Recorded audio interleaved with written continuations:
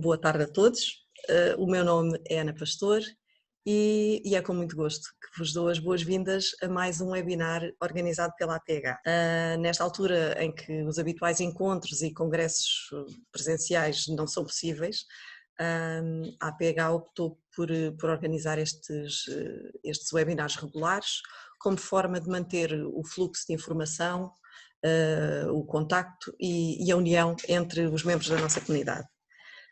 E nesta altura eu gostava antes de mais de alertar para o facto de este webinar estar a ser gravado para divulgação online pela APH, pelo que vou solicitar a quem não concorde com a divulgação da sua imagem que possa então desligar a sua câmara.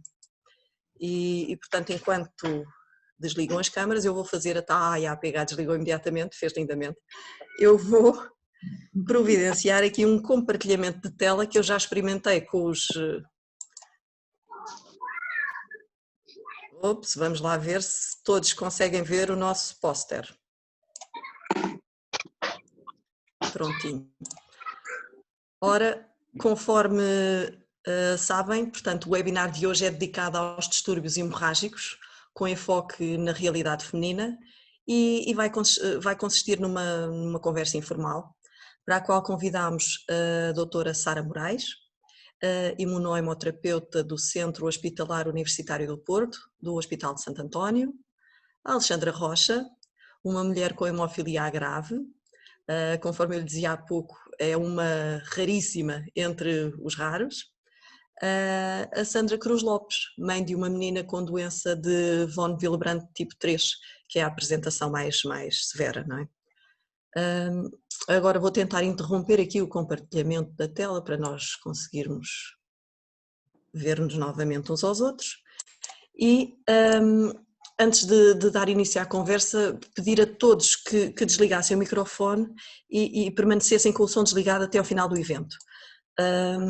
Com isto não quer dizer que não queiramos ouvi-los, muito pelo contrário, quer dizer, podem e devem fazer os vossos comentários, colocar as questões, mas por escrito, através do bate-papo, aqui em baixo, esta coisinha que diz bate-papo, dirigem as perguntas para Ana Pastor, reservadamente, Ana Pastor, e, portanto, depois do nosso debate, que vai durar cerca de 45 minutos, o último quarto de hora vai ser dedicado para responder às questões colocadas por esta via.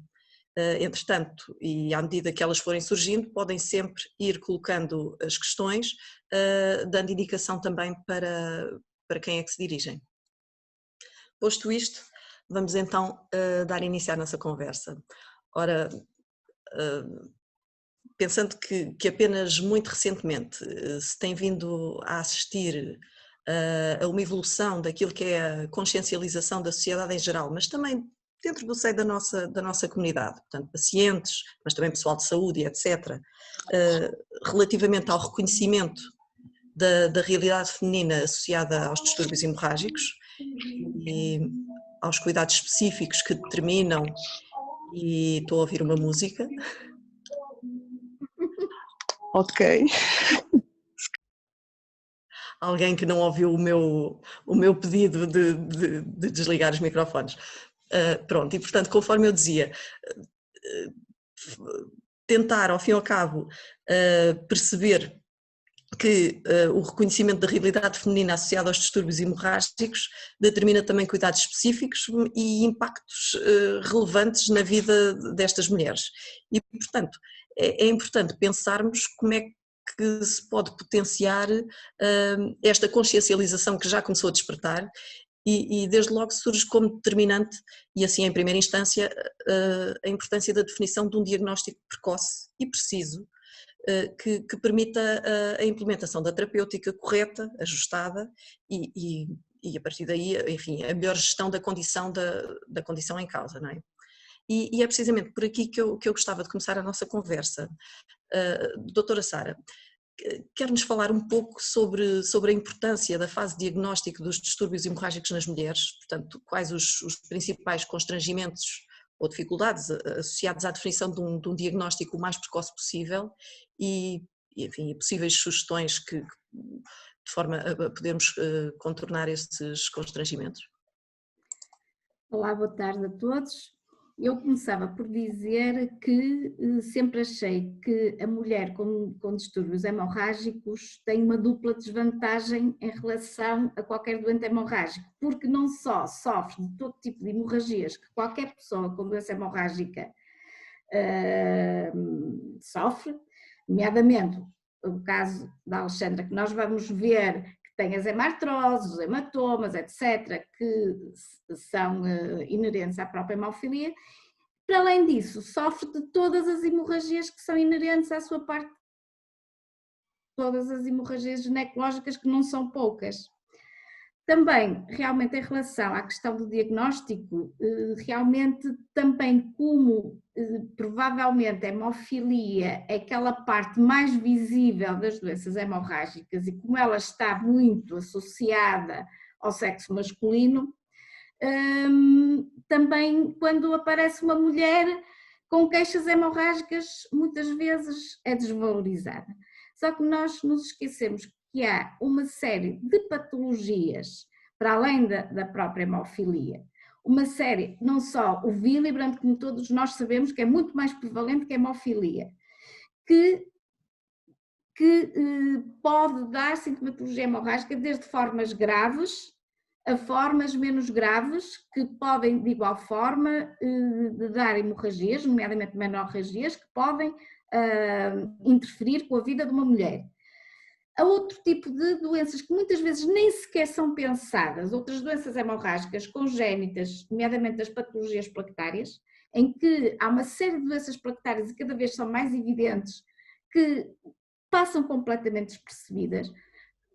Conhecemos provavelmente a trombastenia de Glasman ou o síndrome de Bernard-Soulier, porque têm uma sintomatologia muito importante, mas há uma série de outras situações, algumas também com hemorragia importante, outras se calhar com uma hemorragia mais moderada, mas que também se associam, nomeadamente às menorragias, e que são pura e simplesmente desconhecidas das pessoas e não são valorizadas.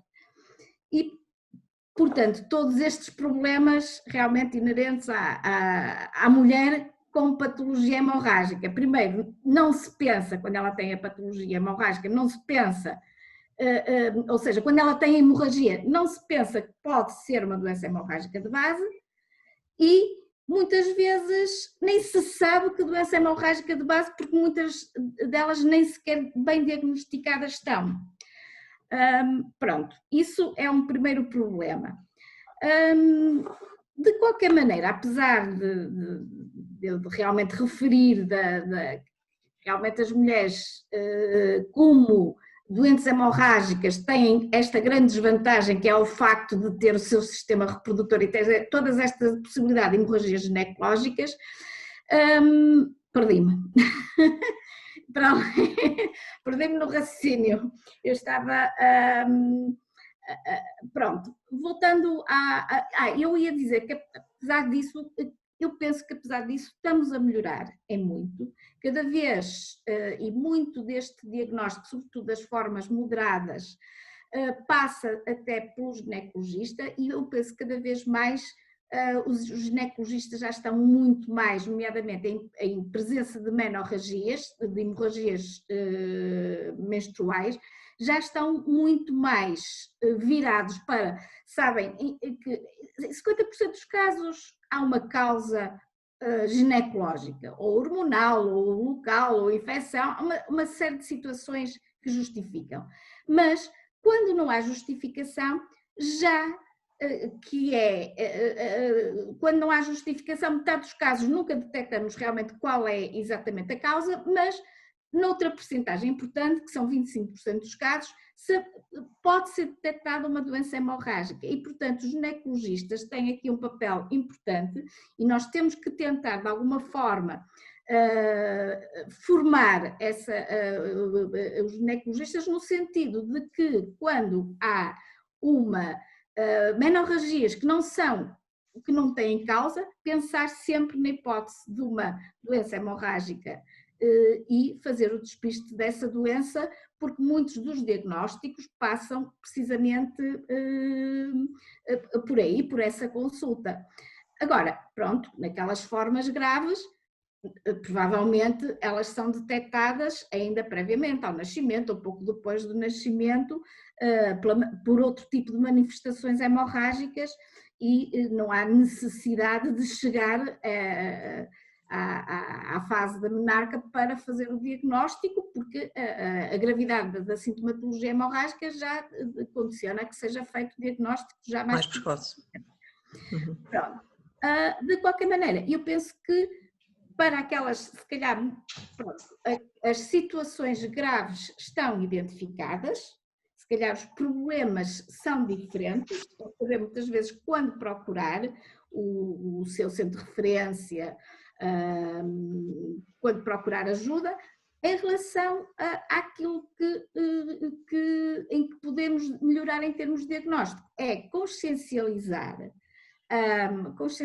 precisamente os colegas de outras especialidades, no sentido de dizer que, perante uma sintomatologia hemorrágica, numa mulher, procurem ver se há aqui uma doença hemorrágica por detrás.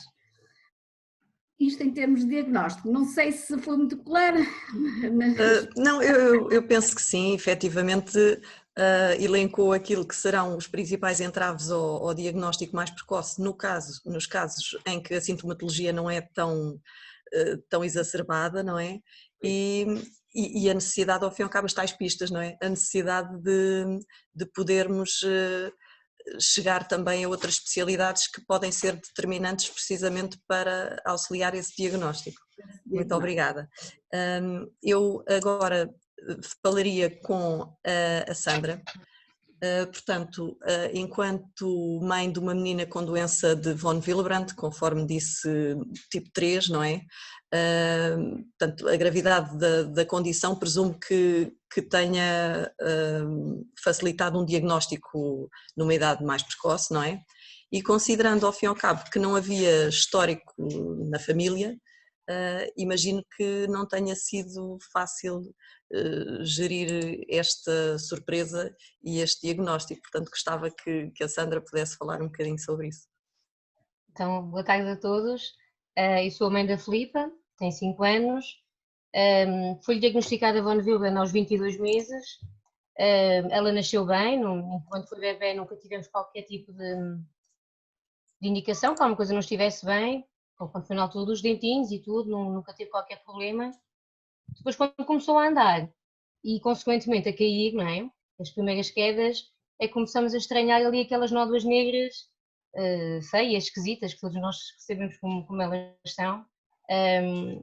Pronto, e ela foi fazendo as quedas, foi assim aqui nas costelas, no joelho, começou ali a fazer aqueles caroços grandes, não é? Que vocês sabem o que é. E fomos começando a falar isso com a pediatra, com a médica de família. No início não foi assim muito valorizado porque ela é uma miúda muito ativa e ela quando começou a andar começou logo até a correr, não é? E pronto, e ela era muito mexida e é porque é mexida, mas continuamos sempre a insistir, até que um dia, que numa consulta de rotina, realmente ela levava uma dessas negras e a médica viu que os olhos dela realmente as negras que nós íamos falando. E foi daí então que começou todo o processo e a médica pediu as análises e desconfiou logo que fosse alguma coisa relacionada com isso, não sabíamos exatamente o que era, mas foi principalmente pelas nódulas negras que nós fomos lá. Já depois temos o diagnóstico, então é depois começaram outro tipo de problemas, os sangramentos no nariz, que foi depois aí aí é que vimos realmente o que era isto do von Willebrand, porque quando nos deram o primeiro diagnóstico, talvez para nos poupar um bocadinho, ou para não nos querer dizer a verdade toda, não saímos assim muito assustados, achamos que era uma coisa, pronto, só quando no dia ela foi operada, um dia que tiver uma intervenção a nível dos dentes é que seria preciso fazer fator, mas depois percebemos que afinal não era bem assim, que poderia ser preciso fazer fator e esse tipo de profilaxia talvez em mais casos. A nível de familiar foi assim um bocadinho, fomos apanhados de surpresa porque já tínhamos um mais velho, nunca tivemos qualquer problema, ele nem nódulas negras faz, e depois tivemos que fazer as análises, né, um teste de genética, eu e o meu marido e o meu filho mais velho, para ver realmente de onde é que a Filipa, onde é que ela tinha ido buscar o von Willebrand tipo 3, foi então que sabemos que eu e o meu marido ambos temos o tipo 1 e não sabíamos, até hoje não tínhamos tido assim nada de Assim, tivemos alguns sinais que agora hoje já associamos a isto, não é? Mas nunca foi suficiente para nós pensarmos que tínhamos algum problema. E então aí é que nos explicaram que nós éramos os dois tipo 1 e a Filipa não quis deixar nem o pai nem a mãe triste, então herdou dos dois. E então fez assim esta, por exemplo, o nosso mais velho já só herdou do meu lado, é tipo 1 como nós. E pronto, tem sido assim. Já tivemos assim algumas aventuras, alguns sustos e vamos acompanhando. Não sei se, Ana. Pois, sim, obrigada. Eu acho que sim. Eu acho encantador esta coisa da Filipa não querer desagradar nenhum dos pais. Tipo, não quer desagradar nenhum, vou apanhar dos dois. E vocês, qual é a probabilidade, não é, de se encontrarem duas pessoas com von Willebrand que não sabem, não é, dois portadores e de repente nascer uma Filipa, não é? Portanto, eu acho que calhou-vos o totoloto.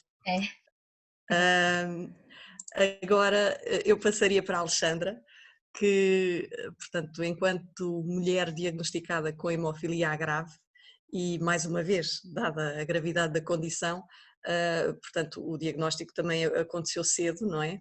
Mas, por outro lado, o facto de ser uma mulher faz com certeza com que o reconhecimento da sua condição em diversas circunstâncias e por diversas vezes não tenha sido fácil, não é, Alexandra? Confirmas? Olá a todos, boa tarde. Realmente foi um bocadinho complicado porque nós não temos mais casos na família e eu sou a filha mais nova, tenho uma irmã mais velha que não tem qualquer tipo de patologia. Só depois de mim é que se descobriu que a minha mãe era portadora por ter sofrido uma mutação de novo. E a minha irmã não tem sequer o cromossoma, não sendo portadora, e muito provavelmente o que eu terei feito foi ter herdado o cromossoma da minha mãe e decidi eliminar o do meu pai saudável e fazer uma cópia daquele.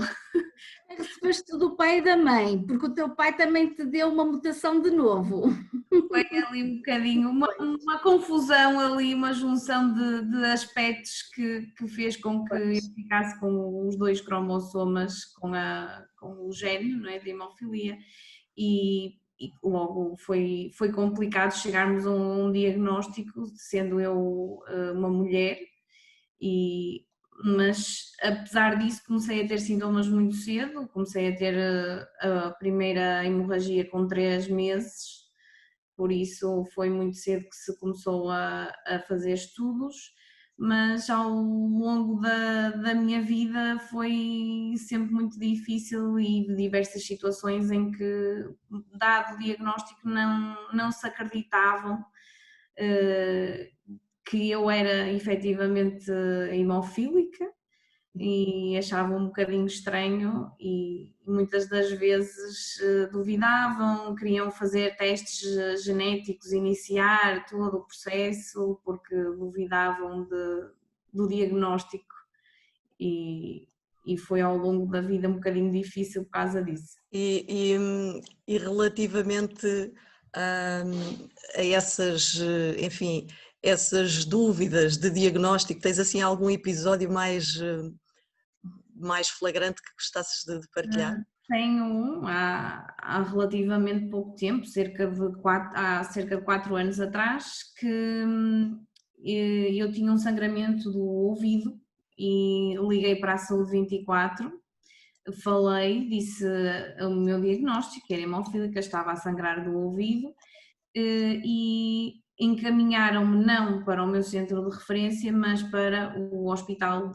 da área de residência.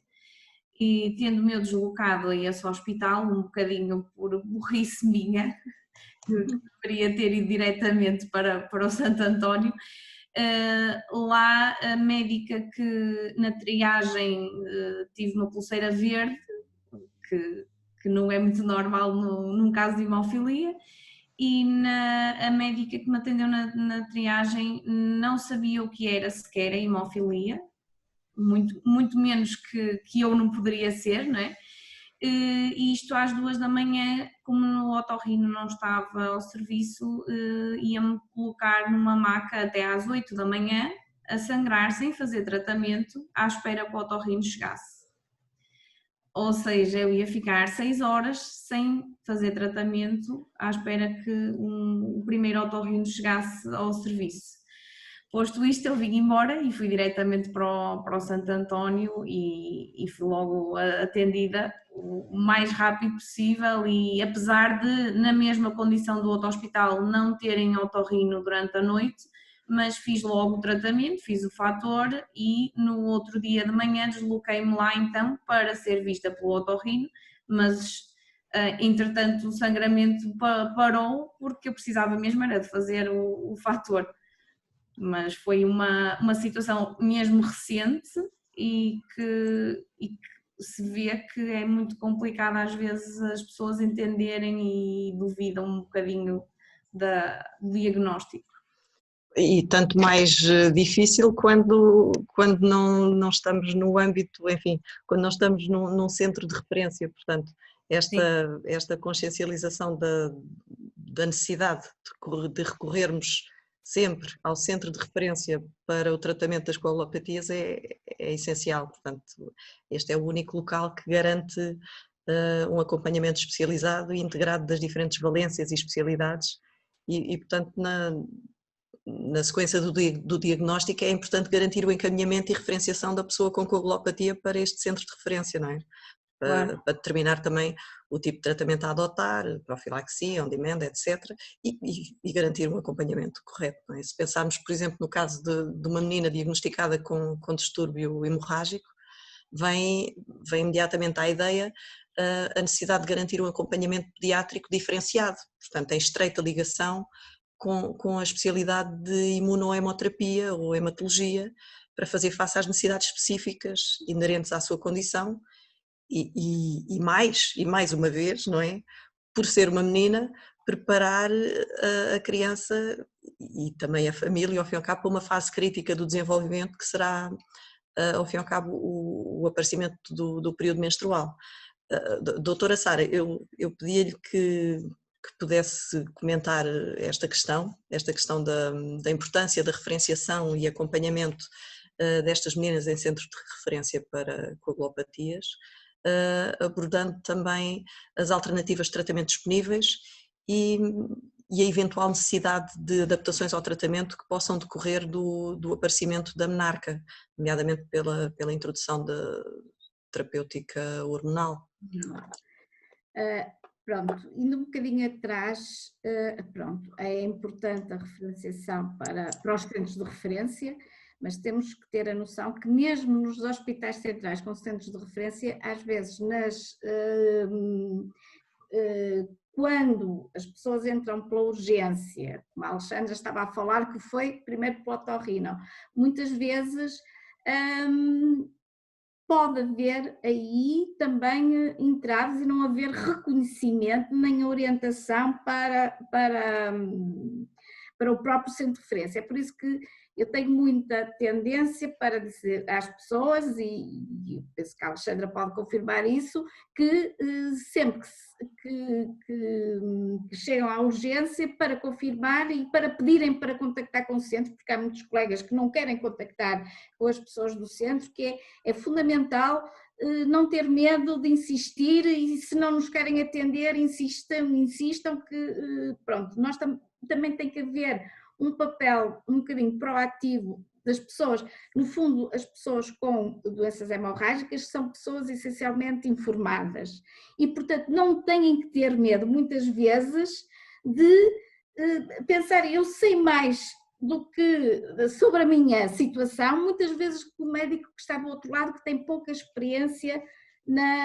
do que são as doenças hemorrágicas, porque por muito que queiramos, as doenças hemorrágicas são doenças raras e quem está dentro do centro e que vê todos os dias sabe que é uma patologia hemorrágica, mas infelizmente temos muitos colegas que só sabem de nome e pronto. E sendo que há um grupo de pessoas muito bem informadas, eu acho que devem exercer no seu hospital ou quando recorrem ao médico, a uma urgência, sempre a exigência de que sejam vistos e tratados por uma pessoa que perceba Coagulopatias. hemorrágicas, exatamente, porque muitas vezes temos pessoas que, vá lá, que estão na frente, portanto, na frente, e que não têm muita noção do que é a doença hemorrágica e fazem ali às vezes um entrave a que a pessoa consiga falar com o seu médico ou com o seu centro de coagulopatia. Portanto, acho que deve ser uma insistência mesmo das pessoas no sentido de exigir, vá lá, que sejam atendidas por pessoas do centro de coagulopatias. E passando à parte que me questionou, realmente sabemos que a menarca é uma altura de algum stress, porque realmente pode ser motivo de hemorragias importantes e, portanto, quando há uma doença hemorrágica grave, nomeadamente, por exemplo, um Willebrand tipo 3, uma hemofilia grave, como a Alexandra, que até passou muito bem essa fase, temos que, de alguma forma, já antecipar um bocadinho. Nós não vamos fazer nada antes que aconteça, mas temos que ser muito vigilantes com o aparecimento das primeiras menstruações, porque pode correr bem, mas pode haver necessidade, pode haver um sangramento realmente importante e pode haver necessidade até de um atendimento de urgência e de recorrer com urgência realmente ao hospital ou para fazer um tratamento como o fator de Willebrand, no caso da doença de Willebrand tipo 3, pode haver a necessidade de iniciar uma pílula que ajude, porque muitas vezes apenas com o tratamento hormonal é que nós conseguimos controlar estas menorragias, mas pronto, quer dizer, não dá para antecipar no sentido, ou seja, a prevenção é na altura o tratamento, e temos armas, temos medicações antifibrinolíticas que ajudam muito nestas menorragias, mas temos que ser muito atentos quando sabemos que é uma doença hemorrágica, no sentido de estar ali a vigiar desde a primeira vez e mal haja qualquer sinal que a hemorragia é abundante, que é anormal, devemos imediatamente encaminhar, pode ser realmente uma urgência médica e deverá ser encaminhada para um hospital que tenha um serviço de ginecologia, se não houver nenhum centro de referência na proximidade, mas um hospital ou que tenha realmente o seu centro de referência, um serviço de ginecologia de urgência para ajudar a ver as necessidades daquela menina. Pronto, nem todas as situações, nem todos os doentes, nem todas as mulheres com doença hemorrágica grave têm menarcas difíceis, complicadas, mas a probabilidade é de terem. E também temos situações de doenças hemorrágicas menos graves, moderadas, que até podem desenvolver também complicações importantes durante as primeiras menstruações. Portanto, quando há numa mulher ou numa menina, uma adolescente que tem uma doença hemorrágica, tem que ser muito acompanhada, muito vigiada nesta fase inicial, que é uma fase importante da sua vida. Obrigada. Ora, eu agora talvez fosse perguntar à Sandra, portanto, com uma menina de 5 anos, e pode parecer que o aparecimento do período ainda vem muito longe, mas queria perguntar-lhe qual é a sua percepção sobre o assunto, se, enfim, até mesmo uma pergunta um bocadinho mais abrangente, como é que tem sido, ao fim e ao cabo, explicar à Filipa o que é o von Willebrand, não é? E por outro lado saber também se a questão da menarca já foi abordada em consulta, não é? E sei que a Filipa faz tratamento on demand, não é? E portanto, como é que está a ser preparada a transição para esta fase, a eventual necessidade de alteração do tratamento? É assim, apesar dela só ter 5 anos, em consulta, ela é seguida em Coimbra, o centro de referência dela é de Coimbra, e também a seguir cá na Covilhã, também temos aqui a consulta de dermatologia, portanto ela é muito bem acompanhada. Mas em Coimbra já foi abordada até mais do que uma vez a questão do aparecimento da menarca e que poderá ser muito complicado e pronto, assim, que ela só tem 5 anos, mas convém a gente ter alguma informação. Assim, não posso dizer que me preocupa muito, porque até lá, infelizmente, se calhar vamos ter ainda muitas preocupações e outras chatices. Ela vem aqui já estão à porta quase a mudança dos dentes, portanto, ainda vou ter muitas dores de cabeça antes de chegar a essa altura.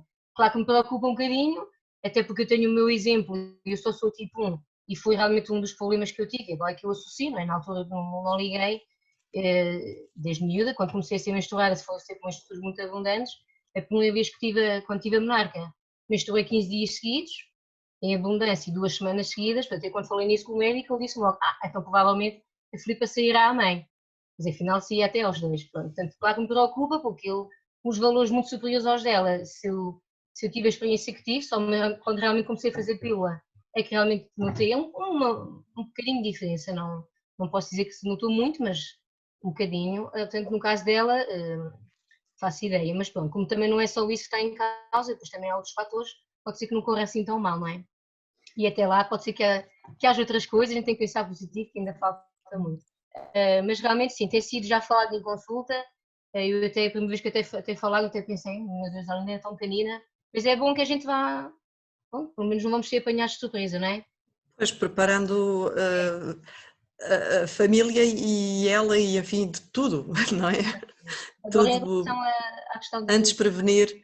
esqueci-me, saltei essa parte, Ana, do ela saber que tem Van Wilderen, ela não sabe o nome, como é óbvio, não consegue dizer, mas aproveitando uma vez a deixa que a educadora dela teve, foi muito engraçado, quando ela chegou à escola, ao pré-escolar, foi a educadora que juntou os meninos e explicou que a Filipa que era de vidro, portanto tinham que ter muito cuidado com a Filipa, e os miúdos adotaram muito essa ideia, ainda hoje ela diz, ela se chega a pé de alguém estranho, ela avisa logo, olha que eu sou de vidro. Claro que as pessoas não sabem, ficam a olhar para ela, mas ela tem perfeita noção que se não tiver cuidado, se cair, se pode se magoar, depois pode ter que ir fazer gelo, pode ter que ir fazer pico ao hospital, portanto isso para ela já é uma realidade. Quando ela começar a dar sangue do nariz por nada, que acontece muitas vezes, ela vem logo dizer, oh mãe, eu não me tiro o dedo, não fiz nada. Quando era mais pequenina estávamos sempre a dizer que era ela, e muitas vezes era, mas às vezes não é preciso isso para começar, não é? Agora não. Peraí. Peço desculpa. Nada. Pronto, é isso. Ela já tem muita noção e já colabora bastante quando há alguma coisa. E pronto, vamos ver. Muito bem, obrigada. Eu começo a ter já imensas perguntas, apetecia-me misturar aqui já uma data de perguntas das pessoas para não perder nada, e acho que é o que vou fazer, e portanto vou já começar a fazer aqui uma pergunta que tem a ver um bocadinho com isto, os tempos de escola, direcionada para a Alexandra. Portanto, há aqui uma pergunta, enfim, como é que foram os tempos de escola? Informou? Como geriu isto face à informação que tinha que ser passada aos professores e colegas? Foi assim, eu tive a sorte de ter a mesma professora desde o primeiro até o 4º ano.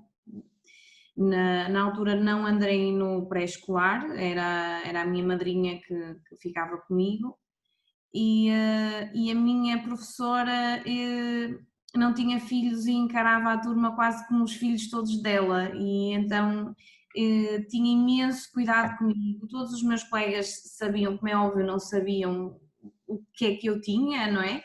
Éramos todos muito pequeninos, mas tinham imenso cuidado comigo. E lá está, acontecia muitos sangramentos do nariz, que bastava apanhar um bocadinho mais de sol, ou o que fosse, e lembro-me como se fosse hoje eu ter sangramentos no nariz e sujar a camisa e ter a professora preocupada em limpar-me a camisa para não ficar com manchas e sempre tive muito, muito bem, precisamente por isso. A partir do 5º ano era a minha diretora de turma, que era sempre informada de caso me acontecesse alguma coisa, o que é que deveria fazer, sempre ligar ou para os meus pais ou em casos mais graves ligar para o hospital diretamente. Graças a Deus eu sempre tive muito cuidado, sempre fui muito responsável e nunca foi necessário chegar ao extremo de terem que me levar para o hospital. Ia tendo alguns problemas, cheguei a ir de canadianas para a escola por terem artroses nos tornozelos e não conseguir ir a pé, mas os tempos de escola acho que passaram-se bem, não tive grandes complicações a nível da gestão da escola em si. Ótimo, obrigada. Não. Agora ia passar, portanto, na sequência, enfim, temos estado a fazer uma sequência um bocadinho cronológica, não é? Portanto, e a partir do momento em que as meninas começam a ser menstruadas, depois entramos numa fase distinta daquilo que é o seu desenvolvimento, com desafios também distintos. Doutora Sara, portanto, o ciclo menstrual, nas suas diferentes fases, implica sangramentos regulares, que podem ter repercussões e impactos também grandes na saúde reprodutiva das mulheres e a outros níveis também, das mulheres com distúrbios hemorrágicos, não é? Quer falar-nos um bocadinho sobre este assunto? Sim, porque é um tema que me preocupa um bocadinho mais, porque realmente é menos reconhecido. É menos reconhecido. Porquê? Porque enquanto que as menorragias, pronto, é uma coisa mais ou menos evidente, a mulher tem aquele período aumentado e há formas realmente, nomeadamente pela pílula, de o controlar. Há uma série de outro tipo de hemorragias que podem ocorrer na mulher, nomeadamente na sua ovulação, que é a formação de quistos hemorrágicos e que a sintomatologia não é muito evidente. Porquê? Porque dá muitas vezes uma dor abdominal inespecífica, as pessoas vão ao médico, não se sabe bem o que é, quantas vezes são medicadas para infecções urinárias e muito dificilmente é reconhecido a possibilidade de ser realmente, porque em qualquer mulher, pronto, durante a sua ovulação pode haver pequenas hemorragias que, no caso de ser uma mulher sem distúrbio hemorrágico, passa com um pequeno desconforto, mas passa perfeitamente. Numa mulher com um distúrbio hemorrágico importante, pode dar hemorragias intraperitoneais, hemorragias importantes, algumas até com quedas grandes de hemoglobina e que realmente podem constituir emergências médicas, podem mesmo obrigar a internamentos e intervenções cirúrgicas e, mais uma vez, a Alexandra também consegue expor uma situação dessas, e que tem o grande problema, que não são essas, muitas vezes, nem pelos próprios ginecologistas são abordadas. Eu tive um caso de uma jovem mulher que tinha um Willebrand tipo 2B e que durante ela tinha feito uma pílula combinada com estrogénios, mas ela não se sentia muito bem com a pílula, ela própria andava sempre a mudar de pílula e aconteceu que começou a andar com um mal-estar abdominal que ela não sabia muito bem, ia ao médico, ela fez endoscopia alta, endoscopia baixa, fez tudo e não tinha nada, era conclusivo. Pronto, ela foi a uma consulta de rotina e eu perguntei-lhe, mas isso não terá a ver com os ciclos? E achei que a forma periódica como ela tinha a sintomatologia, que poderia ser hemorragias que ela ia tendo, e escrevi-lhe uma carta e enviei-a à consulta de ginecologia realmente para chamar a atenção para esse problema. Na consulta de ginecologia dela, foi completamente desvalorizado, apesar de ser um centro de referência, é por isso que nem sempre tudo funciona completamente bem. Ela depois foi à urgência novamente com queixas, porque eu disse-lhe, olha, sempre que tiveres uma situação dessas, vai à urgência, para nós tentarmos apanhar realmente a situação. Foi à urgência, também foi desvalorizado na urgência, e passado 2 dias entra novamente na urgência com uma hemorragia retroperitoneal grave, e aí teve que ser internada, teve que ser intervencionada, e pronto. E realmente é uma situação que é tão inespecífica em termos de sintomatologia, que é muitas vezes ignorado. É por isso que quando nestas doenças, que eu insisto muito com as pessoas, quando vocês forem à urgência, exijam ser vistas por alguém do centro, exijam, porque muitas vezes é aquilo que eu estava a dizer há bocado, as pessoas que estão na frente desvalorizam, não reconhecem os sintomas e, portanto, o próprio que sabe que tem aquela doença hemorrágica deve insistir para evitar situações dessas, porque realmente são situações que dão uma sintomatologia extremamente inespecífica. Uma dor pélvica pode ser tudo e nada. E, portanto, eu parto sempre do princípio, uma pessoa que tem uma doença hemorrágica, até prova em contrário, tem uma hemorragia. E é um bocado esse princípio que nós devemos atuar. Até prova em contrário, está tudo bem, tem uma hemorragia. E pronto, é esse tipo de hemorragias que eu acho que na mulher são das mais complicadas porque muitas vezes não são reconhecidas. E eu, só para chamar a atenção, às vezes, da importância da informação dos nossos colegas e a vocação para se informarem sobre certos aspectos, nós no hospital sempre tivemos uma preocupação com a parte feminina das doenças hemorrágicas, inclusivamente nós fizemos uma compilação de casos destas hemorragias ginecológicas, quistos hemorrágicos, etc., de 4 ou 5 casos, e com uma revisão, e propusemos à ata médica portuguesa o artigo, e eles recusaram porque acharam que o tema não era interessante. É só para ver que nós tentamos, e os próprios médicos muitas vezes não se interessam por estes temas porque não... Se calhar se fosse um artigo sobre Covid, neste momento já estava publicado. É pena. Mas pronto, vamos tentando sempre sensibilizar os colegas, porque isto, para além das pessoas que estão ligadas aos centros de referência, é muito importante sensibilizar os outros colegas para este tipo de questões e pronto, e é isso. E é por isso que acho que é importante os próprios doentes também se chamarem sempre a atenção que têm a doença hemorrágica e serem chatos. Não, efetivamente a consciencialização dos doentes, a sua informação e obviamente a capacidade de fazer valer os seus direitos é determinante. Mas de facto quando confrontados com dificuldades deste calibre, não é? Acaba por ser... É o início, são doenças raras, há muita, quem está ligado a este tipo de doenças sabe o que são, sabem como orientar.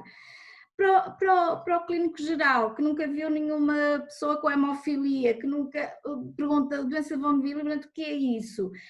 As pessoas não são sensíveis a esse tipo de coisas e às vezes nós tentamos realmente sensibilizar e nem sempre é bem aceito essa sensibilização.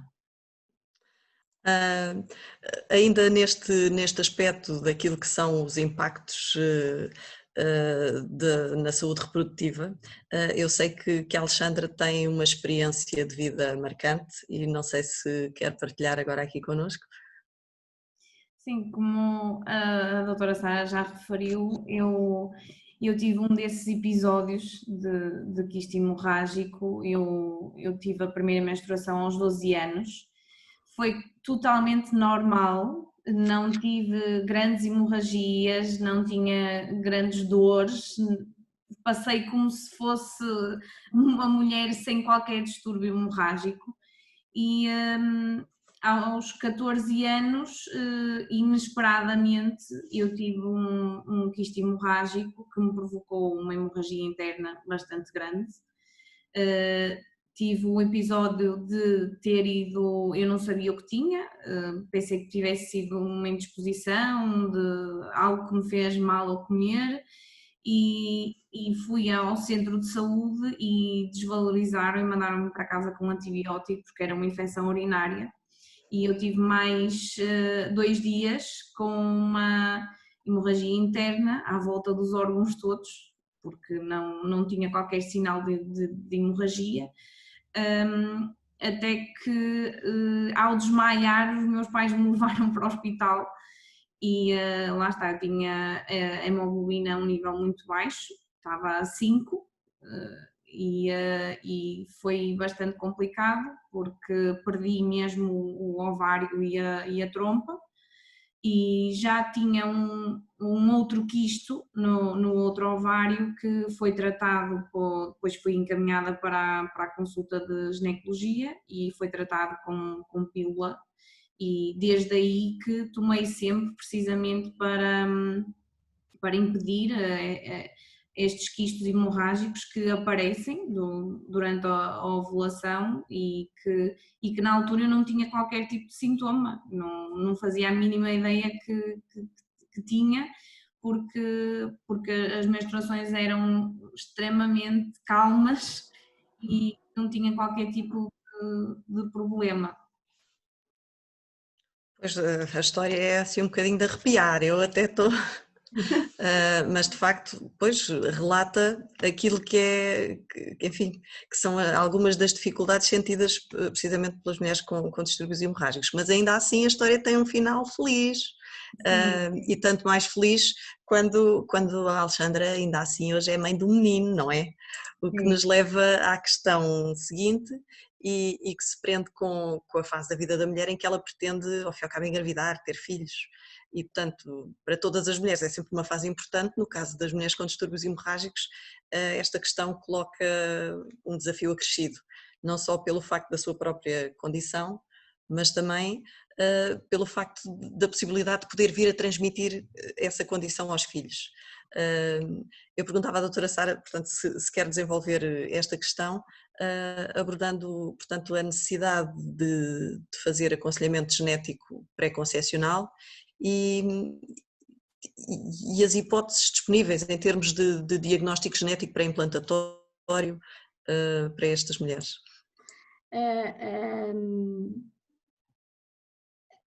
Pronto, nas mulheres realmente com distúrbios é sempre uma fase importante da sua vida,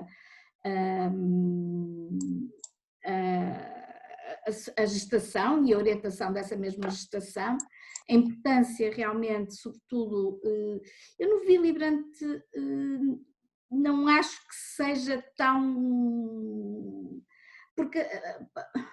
Vamos lá, o Willebrand tipo 3 é quase sempre uma surpresa, não é? Como o facto da mãe que temos aqui também não estava previsto.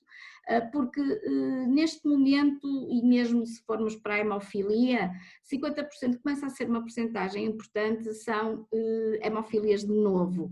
Antes era considerado um terço, neste momento são mais quase 50% de hemofilias não há história familiar.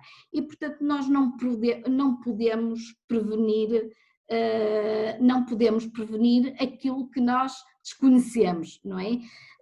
Pronto, acaba por a importância do diagnóstico pré-natal ser quando há uma história familiar, e isso realmente é fundamental, a mulher ser orientada.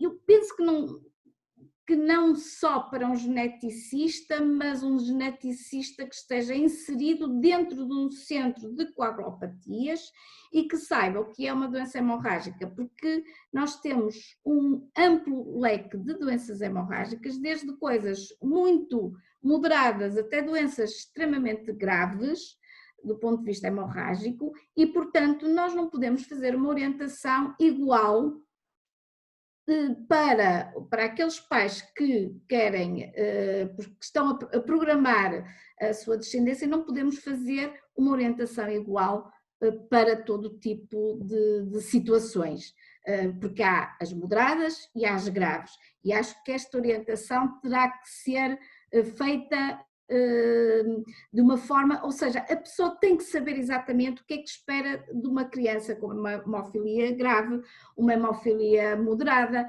uma hemofilia leve, que tipo de sintomatologia, uma doença de Willebrand tipo 1 ou uma doença de Willebrand tipo 3, tem que estar bem informada do que esperar, para aí ter realmente uma decisão consciente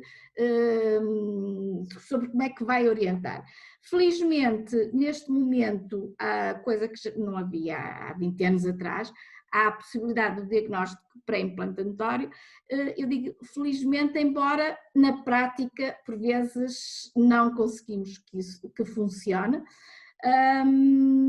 E eu penso que se calhar o exemplo da Alexandra, ela pode explicar bem, porque ela foi orientada, ela pela hemofilia grave, ela tinha 2 genes com inversão de 22, portanto tinha qualquer filho do sexo masculino teria que ser hemofílico. No seu caso, a seleção não seria de embrião sem a patologia, seria mesmo a seleção de sexo, que não é, neste momento não se faz, a não ser em situações como, por exemplo, este caso da Alexandra, senão é seleção de embrião sem o gene mutado. E ela foi orientada e se calhar a Alexandra poderá explicar quais foram os problemas realmente dessa orientação, o que é que lhe aconteceu para perceber o que é o aconselhamento genético e o que é um diagnóstico, a evolução de uma situação dessas de diagnóstico pré-implantatório em Portugal, infelizmente, porque nem sempre conseguimos respostas a tempo. Eu não sei se a Alexandra não quer dar o testemunho dela. Eu posso partilhar o que me aconteceu. Quando eu era sempre seguida pela consulta de ginecologia e quando decidi, eu e o meu marido decidimos ter filhos, eu coloquei essa questão à médica. Não, desconhecia totalmente o diagnóstico genético pré-implantatório. Foi a médica na consulta de ginecologia que me informou, ela estava perfeitamente ciente da minha patologia e informou-me de que eu poderia recorrer a essa técnica e aí fez-me o pedido de encaminhamento para o Hospital São João, que é onde é feito a DGPI, aqui nesta zona norte. Aí demorou imenso tempo, dada a primeira consulta, uma série de exames que são necessários fazer ao casal. Felizmente eu tive a sorte da médica que me atendeu no São João ser a médica que inicialmente me atendeu quando eu fui seguida na maternidade Júlio Diniz, quando tive o quisto hemorrágico, ou seja, ela estava perfeitamente informada de toda a minha situação. Foi mesmo uma sorte, porque não foi preciso estar a explicar toda a situação desde o início. Mas o tratamento em si, que é um tratamento como qualquer mulher que tenha algum problema de infertilidade tem que passar, para além do desgaste emocional dessa fase, o desgaste físico, porque eu tinha que fazer injeções intramusculares que são totalmente contraindicadas para a hemofilia. Dado isso, tive que aumentar o número de vezes que fazia profilaxia e ao fim de 2 semanas deste desgaste físico e emocional,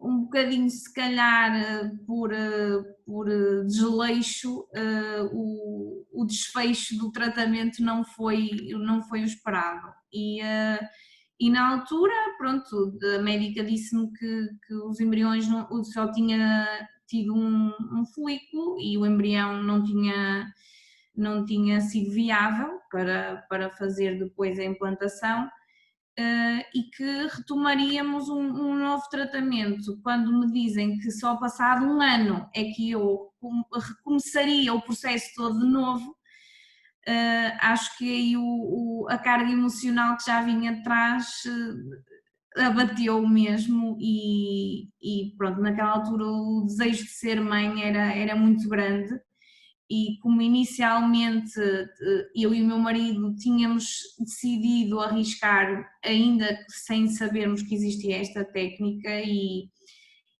decidimos arriscar, mesmo tendo a noção que corríamos o risco de ter um filho com hemofilia. Depois disto, realmente, eu passei novamente para a consulta na maternidade e decidi arriscar, engravidar naturalmente, e passado 2 meses estava grávida do Martim, que depois, como tudo indicava, teria hemofilia. Nessa altura fui encaminhada para a consulta de obstetrícia e para a consulta de genética, uma vez que tinha um distúrbio que passava através da genética.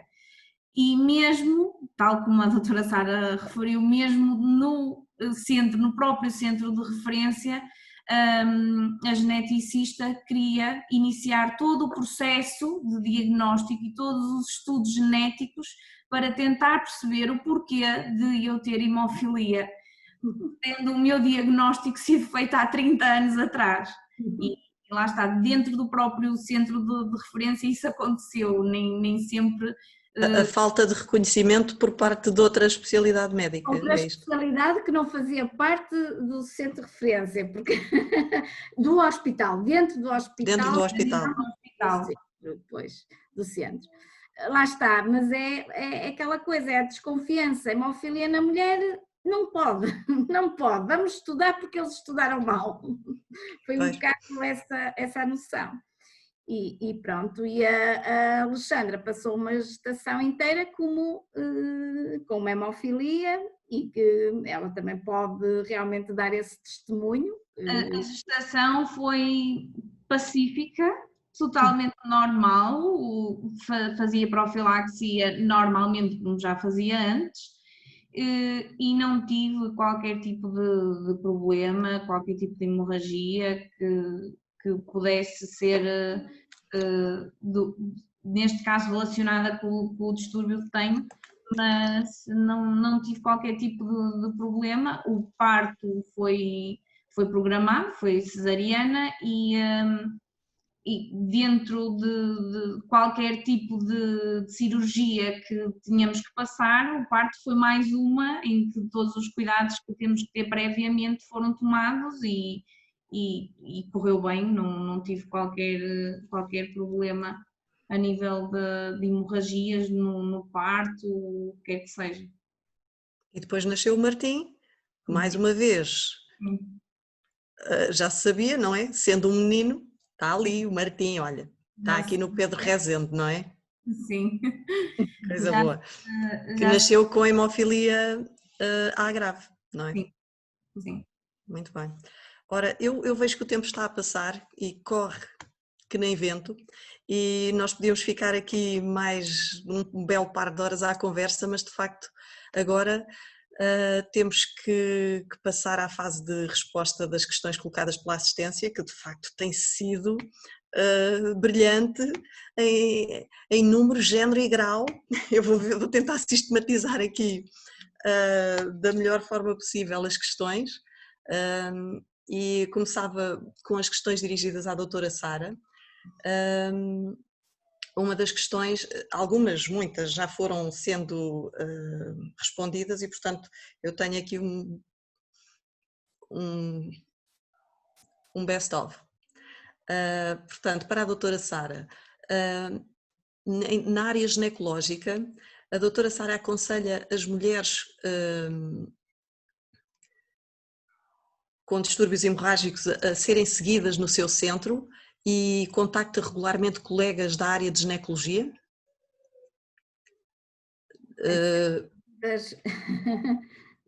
A ser seguidas no meu centro, as doentes as pessoas que nós seguimos. Especificamente, sim. É isso? As pessoas que seguem... É assim, nem todas as mulheres com distúrbios hemorrágicos têm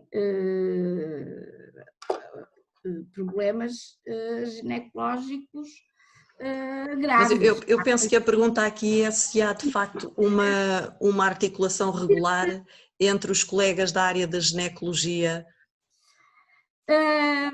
Há articulação, nem sempre há aquilo que nós gostaríamos e esperaríamos.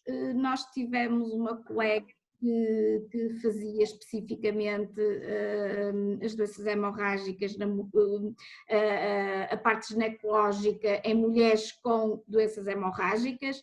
Infelizmente ela foi destacada para outro tipo de consultas, até penso que de infertilidade, e deixou de poder dar apoio, pronto, porque às vezes é importante ser sempre a mesma pessoa a seguir para ter aquela articulação e já conhecer os casos. De qualquer maneira, há uma proximidade grande, quer com o serviço de ginecologia e sobretudo da obstetrícia, porque todas as grávidas com distúrbios hemorrágicos são seguidas em simultâneo nas duas consultas. É uma consulta em que há realmente um intercâmbio muito grande, e sempre qualquer mulher ou qualquer adolescente ou criança que vá à nossa consulta e nós vejamos do ponto de vista ginecológico que começa a ter problemas, vamos vendo como é que está a acontecer a menarca, se está com anemia, se não está, como é que vamos perguntando, questionando sempre em termos de período, como é que está a correr. Qualquer dificuldade é orientada para a consulta de ginecologia e realmente nós temos algumas situações importantes e graves, nomeadamente a última, se calhar que posso relembrar, foi um Willebrand tipo 3 e que a menarca realmente teve que motivou o internamento, não é, da menina, mas pronto, mas há sempre este acompanhamento e isso é sempre feito em paralelo. Em articulação. Em articulação, porque mesmo que estejam com consultas de ginecologia, elas vão sempre na mesma à consulta de coagulopatias, é sempre em paralelo. Portanto, nós tentamos ter uma articulação com os colegas e aquelas especialidades que algumas delas pertencem mesmo ao centro, ou seja, há um colega preferencial que está adstrito ao centro de coagulopatias. Mas, portanto, a ginecologia e a obstetrícia não estão associados diretamente ao centro, é isto, às especialidades? É assim, o centro é uma entidade abstrata em que é gerida, no fundo, normalmente por imunohemoterapia. É óbvio que a ginecologia, no geral, não faz parte do centro, mas está interligada ao centro, ou seja, há uma articulação de uma parte da ginecologia em que há um interlocutor que é uma pessoa que faz parte do quadro do centro, tal como há um ortopedista, que é um interlocutor do serviço de ortopedia, que faz parte do centro, que vai lá ao centro dar consultas de ortopedia, até uma consulta multidisciplinar, em presença de um imunohemoterapeuta, de ortopedista, de um fisiatra. Ou seja, isto tudo é uma articulação, porque o centro não é um hospital inteiro com todas as especialidades. São, no fundo, vá lá, uma especialidade central, que é a imunohemoterapia, em que nós temos muito agregado, quer a ortopedia, quer a fisiatria, e depois aquelas especialidades satélites que têm um interlocutor que faz parte do centro e está como pessoa do centro, mas, ou seja, que intercepta a ginecologia, a obstetrícia no centro, a patologia interceptada no centro, ou seja, como é que é dizer, intercepta cada uma das especialidades, mas não podemos dizer que a ginecologia inteira faz parte do centro, não faz parte do centro. O centro intercepta com a ginecologia, intercepta com a ortopedia, intercepta com a estomatologia. Não sei se o conceito certo. Obrigada. Depois tem aqui uma outra questão que é, portanto, dentro da área da hematologia, outros colegas hematólogos têm a mesma sensibilidade para tratar mulheres com distúrbios hemorrágicos? Eu não sei de onde é que veio essa questão. o nosso hospital é um bocadinho diferente dos outros hospitais, porque é o único hospital do país em que há um serviço único de imunohemoterapia e hematologia, em que as pessoas da hematologia estão aptas a orientar doentes com coagulopatias. Ou seja, também nem todos, como em todos os outros hospitais, nem todos fazem parte do centro, nem todos os imunohemoterapeutas fazem parte do centro, mas em situações de urgência são uma equipe de urgência que orientam este tipo de doentes. No nosso hospital, isto é um serviço único, que é de imunohemoterapia e hematologia, e aliás, o nosso hospital segue o princípio dos outros hospitais da Europa. Aqui em Portugal é que os outros é que não seguem exatamente porque dividem as coisas, quando na Europa é uma especialidade única, que é a hematologia, e os centros de hemofilia estão integrados nos serviços de hematologia. Portanto, os hematologistas em toda a Europa seguem as pessoas com coagulopatias. São os hematologistas. A imunohemoterapia não segue, não sei se me estou a fazer entender. Portanto, no fundo, o nosso serviço é um serviço de hematologia clínica, com imunohemoterapeutas e hematologistas, e todos eles estão capacitados para ver no serviço de urgência pessoas com distúrbios hemorrágicos. Obrigada. Agora passava as perguntas para a Sandra e a Alexandra. Tenho aqui uma pergunta que é a seguinte: esta é para a Alexandra, não é? Enquanto mulher com hemofilia, sente que a sua condição é desvalorizada ou menos reconhecida, tanto em termos clínicos como na vida em geral, comparando com homens com a mesma patologia? Isto vem um bocadinho ao encontro daquilo que já tivemos a falar, mas se quiser fazer aqui algum reforço. Não, sempre a nível de tratamento e a nível de patologia sempre fui tratada de igual forma aos outros hemofílicos, apenas tenho a diferença, neste caso, da parte ginecológica que os outros não têm, não é? Mas de resto, aquilo que é comum, sempre fui tratada da mesma forma, nunca foi diferente por ser mulher. Obrigada. E agora uma pergunta para a Sandra. Bom, esta diz que seria Sandra e Alexandra, quem quiser responder. Portanto, a Alexandra está em profilaxia e